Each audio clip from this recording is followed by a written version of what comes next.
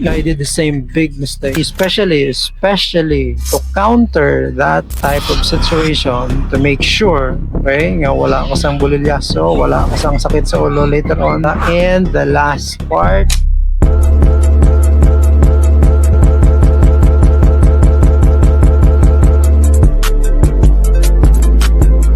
so sometime in Bakalong ako niya sa lakyan, I was kind of hesitant to share this at first. But here's the thing, kung nagabaka ka sa lakyan, there's 3 steps nga kinanglan mo dapat i-undergo before. Okay, this is very, very important that you do not forget these 3 steps.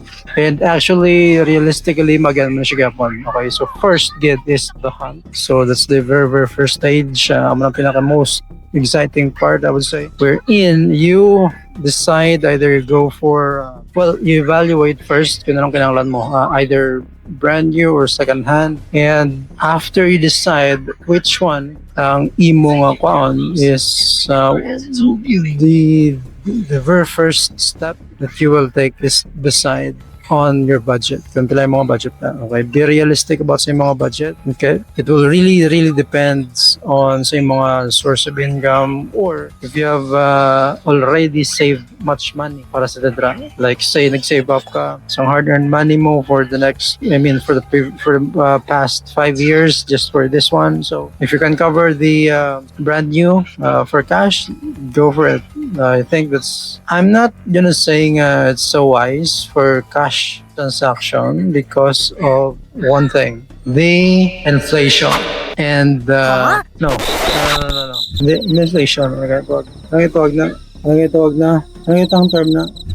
And then, okay, sang nagwa ko sa ako niya sa lakyan, I just realized that like a minute ago nga I did the same big mistake, okay, buying the car. What I mean by that is, kung nagakuha ka sa imo, kung nagbakal ka sa imo nga, kung nagbakal ka sa second hand sa lakyan, especially for private or any, especially kung medyo sketchy, okay, kung paano mo na-acquire ang salakyan, or like ang intro nila sa imo, less 50,000 na lang kung kuhaan mo subong, things like that. Be very, very careful, be very, very wary sa mga masina, okay? To counter that type of situation, to make sure, okay, nga wala ka sang bulilyaso, wala ka sang sakit sa ulo later on, is that look for the papers, okay? You need to see the papers or CR tanan. If original, the better. IDs, notarization, dapat na komplemda. And the last part, the most important part, ipa-check mo sa HPG ang records ng salakyan. Okay? This is very, very important because kinanglan mo ma-sure nga ang salakyan, ang owner, hindi involved to any accident, disputes, or base may mga currently may history ang car like kidnap or nakarnap ni siyang salakyan, yan hindi iya ang salakyan, things like that, and a lot more. Okay? Not limited sa mga pang-mention ko lang. Okay? There's a lot more. Okay? That's why it's very, very important. I-check mo yung danay. And then, only then, I think you can say nga, you're 100% clear. I might be able to forget some of the details pagid. Okay? I was not, okay, this content, medyo impulse na siya or instantaneous. I just thought sang sala ko. Okay? But for me, I think, I know this will not be enough. I know, and I can say nga, I trusted the person na nag-refer sa akon sang salakyan ko. Sa salakyan niya sa akon. Okay? First got it. I was excited. I was, overwhelmed, and it was a rush decision. Okay? Snap of a finger. Bam! Tawagan ko si Mrs. I checked the unit. Okay? So, here's what happened. First, it's just nagpamangkot na sa akon, pre, may ginabigyan tong kliyente ko, muna mo to. Sikotod bla, wala sa plano magbakal sa lakyan. I did not. Yeah, in the future, possibly, yes. Okay, kung well off ka na, like, you can do anything you want, yes. A car is a very, very great option. Kaya dugoy na ako ka problema, dira. Actually, every time magpahahoy kami, basa, mahuramol, as in basa, may hindi lang mahuramol. Okay, but then, you always try, nga, kupa na naman yung bata. Motor naman yung service, kupa naman ang bata. May araw ko kapote nga medyo lapad. Okay, so ako basa, tananda, kung mga maisda kadag ko, mga ulan, salo ko na. galagtik mo lang na sa helmet mo kay sa tsura mo. And then, si Mrs. sa likod, okay, tunga mo ng mga bata. So, dala na siya. Roll down,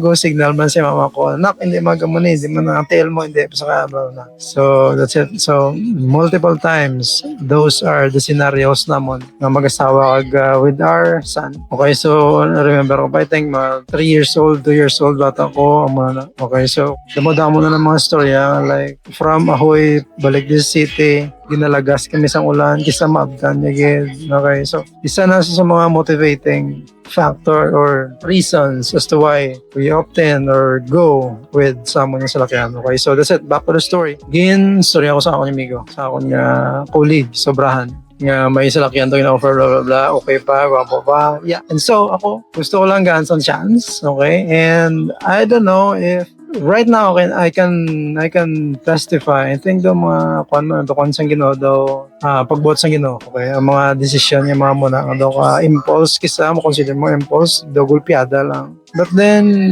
pag natabo na daw medyo mambal mga okay, good.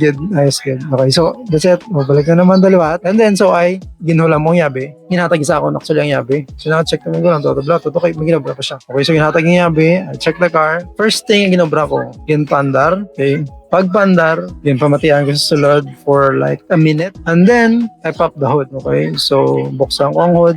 Open ko ang makina, my God, guwapo kita ang makina. Okay, so, no kidding, ang makina as in, tinong-tinong siya. Okay, and then, that's it. So, first box, check, okay, good. And then, gintry ko pa atras sa bantay. So, na-curious ako. Kaya daw medyo may issue, gitman. Okay, which nga, ginmuna naman sa akon. And so, nagbalik ako sa Mego, kaya nalisensya kasi ko, hindi, actually, why ko naglisensya, why ko nagbalik, nagtawag lang ko. Singko, men, may kuhaan ako sa balay, may balik lang ko din, okay lang, kuhaan ako sa lakyan para ma-check ko, matest-drive ko. Okay, so, that's it.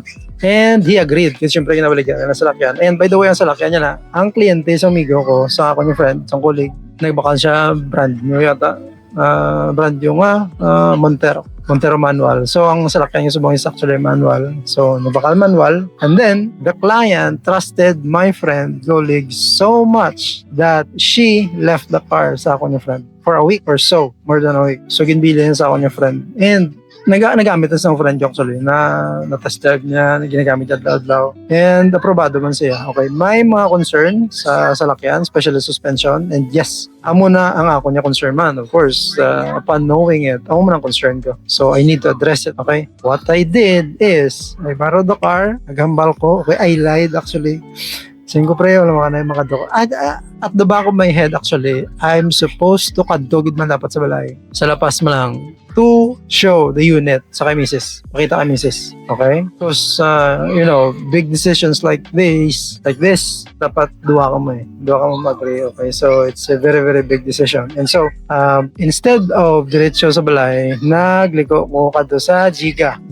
Okay? And this is, I don't know, I think, anyone wise enough would understand why I did it. Okay, gindiretso ko sa Giga, ginpa-check. The reason why I said that just now, that anyone would understand, because medyo I know din siya namin sa parts ng Giga, kaya gingamit ko lang sila to check or something, anything like that. But that time actually I was really serious, nga dito ko patira sa ila. But I'm aware man at the same time nga ang Giga, the presyo kasa lang na siya at the same time. Mayong quality sa bagobra, but then though, I don't know, kung for someone like me, medyo conscious sa kita, would go there, okay? But then, what I did is, that's it. Pag-check sa lakyan, yung pasakan sa lakyan, and the mechanic showed me kung ano. Ang gusto ko naman balaan at that time, why I bring it sa Giga, is gusto ko naman balaan kung ano ang mga guba, kag kung mga pila ang magasto. Because they're selling me sa amount, okay? They drop the amount, my friend dropped the amount kung pila. And gina-estimate ko kung base kung magastuhan ako more, blah blah blah.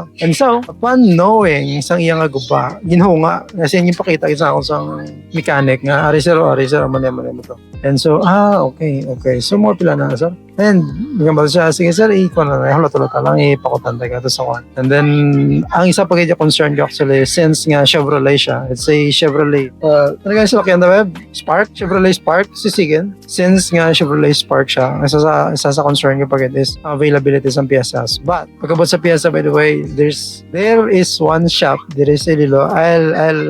Watch out for the next video. Feature ang ilang shop, okay? It's a gold mine, okay? Kung may mga salakyan ka, like Chevrolet, ang mga, I'm not gonna say outlier, but hindi siya mga sikat niya. Not sikat. Sikat siya, but ang makita mo ng mga brand isa nga daw gina-underestimate siya, wise siya, pyesa, sa mga motor, hindi siya availability-wise, dagon sa Mitsubishi, Toyota, things like that. Okay? That's where, upon knowing this shop, sa mo na yung balaklan sa pyesa, dito lang ng proof nga it's okay to buy second-hand cars. Nga, medyo hindi sikat. Like, okay, I'll mention the brand na lang, okay? It's okay to buy a brands like Chevrolet, Mazda, other than Toyota, Mitsubishi, yes, other than those two, okay? Because those two, ang mga pinaka-sikat with about sa availability, spare parts availability compared mo sa iba, okay? So this shop is so golden, and yeah, and I knew this shop, of course, bangod man sa Pailalo. Okay, people that I've known or knew sa industry that I'm in, man. Okay, so sa car selling, there are people, who knows this kind of stuff. Okay, where to buy what. Okay, tanan yung mga, basta. It's very, very, if you're a car owner, it's a very, very good knowledge to know these, shops and entities diri sa Iloilo, especially diri sa Iloilo. And going back sa salakyan, sang ara ng estimate, they estimated 35,000 to 36,000. And upon seeing it, napasmile ako bigla. Kaya at that time, yes, okay sa akon. 36, 35, okay sa akon. And then, available ang mga pyesa. So, for me, internally, at the back of my head, I was bought. Okay, so medyo convinced na ako that time, but then, wise as I am, what I did is, of course, I asked around bagay, okay? And I took the picture. I snapped the picture sang, and you know why? Okay, I snapped the picture again. Pinpicturean ko ang estimate sa babae. And what I did is I asked around. And that's where that shop comes in. The 36,000 naging quote sa akon sang Giga can actually be lowered down into I think mga 12 to 15,000 because ang ilang quote sa akon for the parts, may ara sila quote sa akon yung mga parts like 7,600, 4,500, 2,000 something, but I think ang in-quote sa Giga sa akon yung 7,600 something. Sa Amoning shop, ang shop maging tumod yun earlier was available siya for only, I don't know the exact, wait ko kung makita kong ako yung actual picture, okay, I'll show it, but ang price difference was so huge, as in yun yan, pilo, sobra pa sa pilo, okay, so like just a context, 7,600 ang mananduduman ko instead of 7,600 sa Amoning shop, I think doon ng mga 700 plus something lang siya. And then I question, of course, nga legit man or possible akong magbika lang yung salakyan yung karon sa dalan kung ano muna ipang takot yung pyesas. And ginasure ako sa some of the mekaniko man, nakilala ko man, nga tanda na sa industry, gugay naman, ang mekaniko, yes, nag-testify sila nga halos tanan, ang mga tanda sa salakyan, didre ka bakal sa shop. And yeah, and so, of course, conscious as I am, as we are, sa ako niyang sawa, and we go for it, we went for it, boom, may salakyan na pag-aga. So we signed the papers, we signed, photocopy sa mga ID, by deny, kado sa bangko, withdraw, katang kwarta. Bam! In one day, just like that. Okay, wala damo mga storya, wala damo mga dala. Okay, of course si Mrs. Okay, maayo na siya. Okay, it's very, very unusual, hindi siya magayo. Okay, kung hindi siya magayo, hindi na ako nasawa. Wala na simple. And so, I'm very thankful sa ako niya colleague. Okay, ito kay Mao. I don't know if I can mention his name, but I did. And si iyang client, okay, ang iyang client, she's so good. Pati ang bana. Yeah. And they are someone, okay, they're the type of car owner nga gusto ko man maging. Because what happened actually was, may isa ka party nga gin-offer man ang salakyan. Actually nagipakita man sila sa ilang what do you call this, ilang interest sa salakyan, but they are not private owners or private buyers kung sila ginabaligyan nila. Okay, second hand buyers sila, so nag-buy and sell sila. So what are they supposed to do? Dapat is, so ang plano nila dapat of course is baklo nila barato baligya. Okay, so ang buyer naghambal nga, okay, and because ang salakyan yan right now by the way sa amon sigin ang salakyan yan is first time car man nila. Okay, ginbakal nila para man sa pamilya, yeah, of course. Brand new back in 2015. Ang model sa salakyan is 2015. Okay, so ari na sila for I think 11 years. Yes, and so that's it. So kambal nila kung magamu lang na nga like second hand, tapos daw halos pangayuan pa nila sa salakyan. Kay ayuon pag nila mo ang salakyan, sako na lang daw. Okay, so they want someone who will take good care sa ilang salakyan, and we did. Okay, I can confidently say we are taking it. May mga scratches which is kung makita mong parkingan ka, you would understand. Okay, kunya may mga scars na sisigin sa akon, but minor lang, minor. Okay, so why we take good care of it. Bakla naman mag-wire. Okay, yeah. Sorry about that. Okay, so ang mag-wire, by the way, in-refer mo na sa ako mga friend yung nag-refer sa lakyan. Okay, so mag-wire par shampoo sa SNR. Okay, we won't take one, though 800 yata, 800. So yeah, that's me, part of me showing that I care sa lakyan, and we are, and we tend to keep the car. Okay, this message for the owner sa ako niya, sa amon yung salakyan subong. Okay, to the owner. Okay, rest assured, please, first of all, we're very, very thankful sa, opportunity magkasalakyan kami. I think that's it. Yan sa Kimao, nga nangin tay-tay sang mo itong transaction. Okay, we did not hope or we did not expect it. So for the owner, rest assured, we'll take good care sa imong salakyan. Okay, kung may maglambasang pertahan, hindi pwede sa akin. Okay, I always call that out. And yeah, lots of things na I can say invest na mong salakyan, like baklan na mo to, and I don't bring the salakyan sa mga karwasyan. Once lang good. Okay, for once lang good, and that was I think first week sa pagbakal naman salakyan. Okay, ay gusto ko taning ilimpyohan gid niya magbalik ma-restore. Okay, that's it. And after that, why na? Gusto ko akong matira, akong malimpyo, akong mawax, akong matanan-tanan. And I think that's what separates. Okay, never mind. Yeah, and what else? Yeah, I'll take care sa salakyan.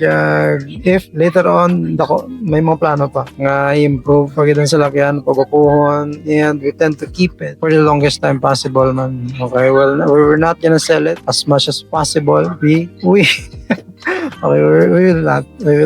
And me and my wife is planning to have our son inherit the car in the future. And yeah, so going back to the original topic, that's it. That's the only thing that I was not able to check. And not because I forgot or anything, but it's just that I did not know. Because I'm all brand new lang yung ibigya for the longest time. Okay, I have had second-hand cars, pero gina-refer ko siya directly sa ako yung mga second-hand car nga agents. Okay, agents that I trust nga, hindi pagkanoon ako ng mga kliyente, because I think that's very, very important. And yeah, because I know, of course, ako magyapan ng balikan. And yeah, so one that I'm referring is ang gina-discuss na subong is nga dapat i-check mo siya kung magbaka ako second hand yung salakyan, check sa HPG. Okay, for the history, base mga balda ka bala, huwag ka kabalo ang salakyan kawat or things like that, or may issue or and that's it. I think that's it.